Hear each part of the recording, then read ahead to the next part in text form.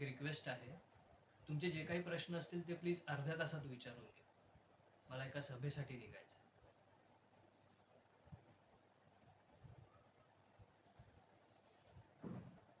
आरोपींना लवकरात लवकर पकडून योग्य ती शिक्षा देण्यात यावी, नाहीतर माझे पोरं सगळीकडे जाळपोळ करतील.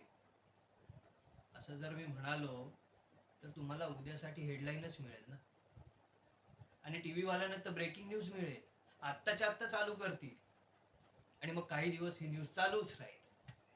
मग विधानसभेत ह्या प्रसंगामुळे गोंधळ उडेल. अजून काय होईल? अजून काय होईल? लोक विसरून जातील. नेहमीच आहे ते, विसरून जातात लोक.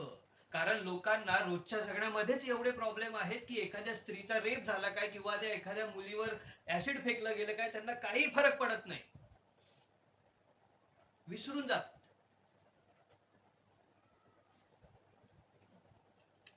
स्पष्टच सांगतो, आरोपींना अटक झाली तरी काही फरक पडणार नाही. कारण ऐकून घ्या, नुसती एवढीच बातमी चालवू नका. एक समाज म्हणून आपल्याला या घटनेच्या मुळाशी जायला हवं. हे प्रकरण का वाढले आहे? लोकांना कायद्याची भीती राहिलेली नाहीये का? की आपण आपल्या मुलांना वाढवण्यामध्ये कुठे चुकतो आहोत?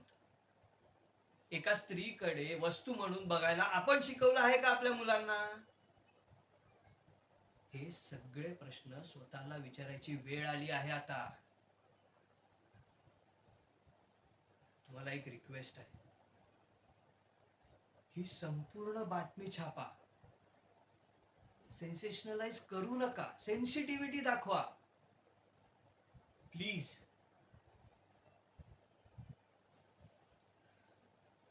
येतो.